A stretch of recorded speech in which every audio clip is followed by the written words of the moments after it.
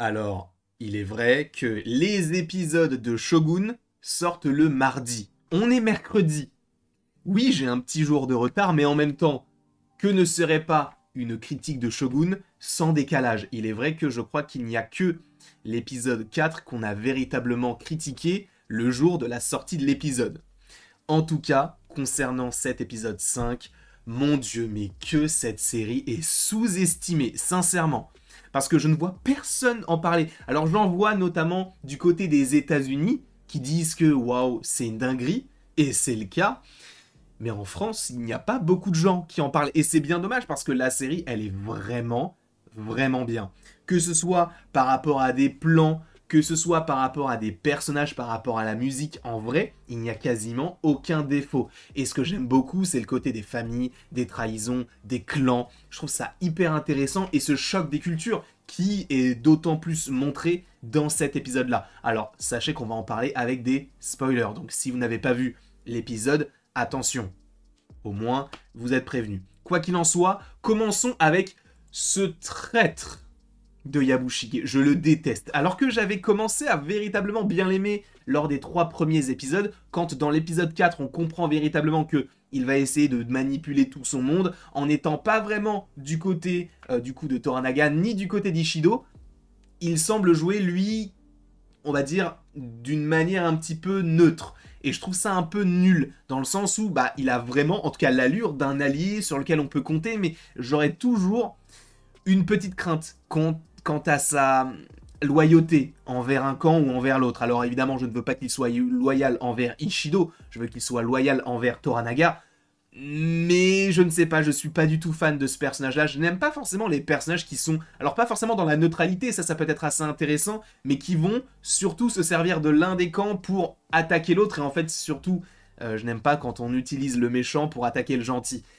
Je suis moins fan de ce procédé parce que oui, je suis attaché au personnage de Toranaga qui, en plus, dans cet épisode, ne va pas avoir de moment de répit, entre guillemets. Quand il va revenir au camp, on va lui dire « Ah mais en fait, vous savez, l'envoyé d'Ishido, Tozen, il est mort. Il a été bombardé par qui? Par votre fils. Et donc, votre fils a déclaré la guerre. » Évidemment qu'il est un petit peu dans la mouise, sachant qu'il a retrouvé de plus Buntaro, mais on va y venir par rapport à ce petit FDP. Mais concernant du coup Toranaga, il y a ça dans un premier temps, il doit gérer un petit peu tous les maux de la ville, et en plus de ça, à la fin, il y a un...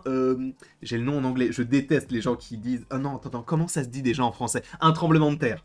Voilà, il y a donc un tremblement de terre, notamment parce que c'est vrai que le Japon est souvent touché, et là, pour le coup, il est même sous terre, et c'est là où je pense que la relation entre Toranaga et John va d'autant plus s'intensifier, par rapport au fait que John se goat, lui donne les épées que lui a donné, du coup, sa consort, si je ne dis pas de bêtises, et c'est son moyen de protection pour John, même si lui, il préfère les armes à feu. Mais il va quand même donner donc ses épées à Toranaga. Et ça, je trouve que c'est hyper intéressant. Et en plus, je pense que pour Toranaga, c'est un principe fort. Parce que, oui, c'est ce côté de... Les épées, c'est un symbole, c'est la manière de se protéger soi-même ou son clan ou son foyer. Et le fait qu'il les donne à Toranaga, je pense que pour lui, c'est un principe extrêmement important. Et je pense que la confiance va d'autant plus se consolider par rapport à ça. Moi, je trouve que c'est très intéressant que John, justement, en devienne cet appui, cette confiance que n'est donc pas Yabushige.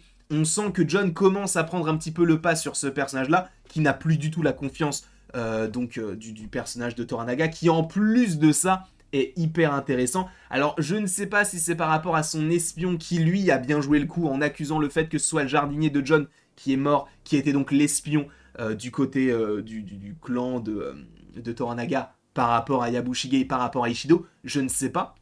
Mais en tout cas, il y a vraiment énormément de stratégie et à mon sens, ça fonctionne totalement. Mais vraiment, sincèrement, je suis fan de cette série. J'ai eu un peu comment on peut tenir ça? Pas de rancœur envers moi-même, mais j'étais un peu triste de me dire, mais c'est vrai, on était mardi hier, je ne l'ai pas regardé. Et bon, je vous propose quand même la vidéo parce qu'à mon sens, c'est une série qui mérite un petit peu plus de visibilité. D'ailleurs, ça a été encore confirmé. Cela ne restera qu'une mini-série, il n'y aura pas de saison 2. Je ne sais même pas combien il y a d'épisodes, je vais me renseigner un petit peu après la vidéo pour savoir combien est-ce qu'il y aurait donc de programmes, enfin en tout cas d'épisodes à suivre et de critiques à faire aussi. Peut-être qu'on partirait sur 8 ou 10, je vous avoue que je ne suis pas sûr, mais en tout cas, je serai là pour tous les épisodes, même quand ils seront nuls, je serai là pour vous en parler. On peut également parler de Mariko, qui, elle, évidemment, eh bien, il y a eu ce petit rapprochement dans l'épisode précédent avec le personnage, du coup, de John qui lui-même l'apprécie beaucoup.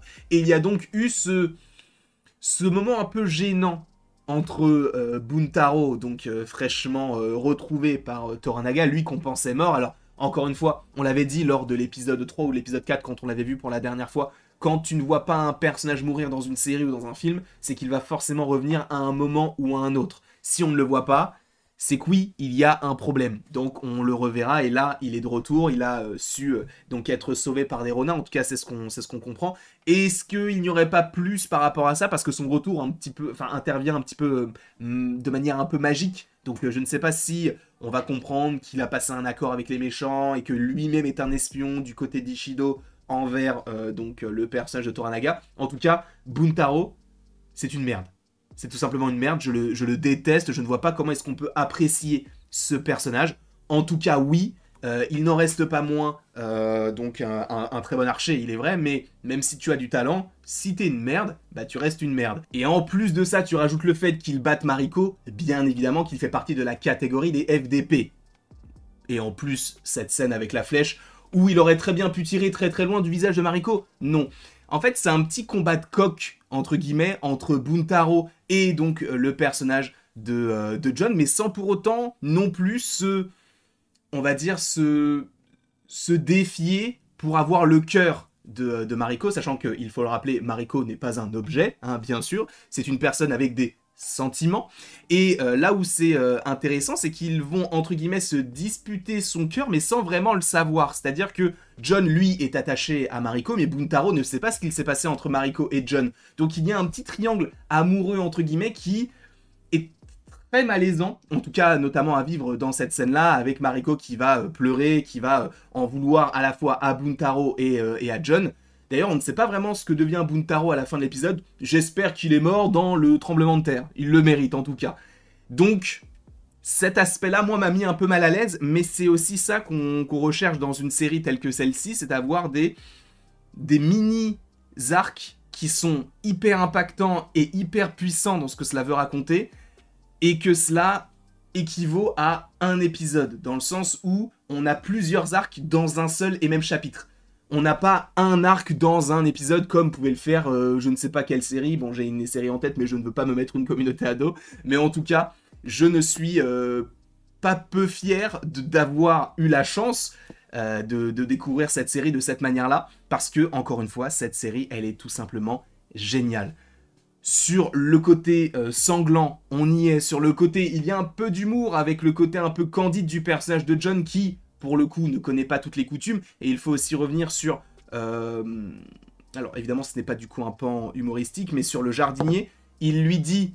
il leur dit, en gros, ne touchez pas au faisan, je vais l'utiliser plus tard, mais il faut le laisser, entre guillemets, maturer, même si ça pue, il faut le laisser. Ne le touchez pas, sinon vous mourrez. Mais il a dit ça... avec son humour à lui, son humour anglais. Sauf que, évidemment, ce choc des cultures fait que, en fait, tu nous dis quelque chose en étant, entre guillemets, le chef de ton foyer. Si quelqu'un ne respecte pas ça, eh bien, on va avoir nos propres règles par rapport à ça. Et donc, c'est pour ça que le jardinier est décédé. Enfin, en tout cas, il a été tué. Et c'est dur pour lui parce que lui, il a juste dit ça, comme ça, pour dire, non, mais c'est bon, genre, je vais pas vous tuer, mais voilà.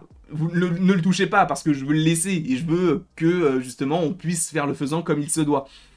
Et ça, c'était une scène qui était assez impactante parce que pour un petit mot qui est tout simplement employé dans une scène un petit peu anodine, eh bien ça en devient non pas une affaire d'État, mais ça en devient beaucoup plus complexe à comprendre. Et tu te dis, on aurait pu comprendre du coup les Japonais qui se sont dit, ils ont entendu le mot si tu touches, du coup toucher meurt, en parlant du faisan, on peut comprendre simplement que vu que c'est lui le chef, entre guillemets, de ce foyer, bah s'il le touche, si quelqu'un touche à ce faisant, bah il meurt. Donc ils ont pris ça au pied de la lettre parce que c'est une manière aussi différente d'employer les mots et de les comprendre. Et ça aussi, je trouve ça hyper intéressant. En tout cas, Shogun épisode 5 était superbe. Encore une fois, cette série est totalement sous-cotée.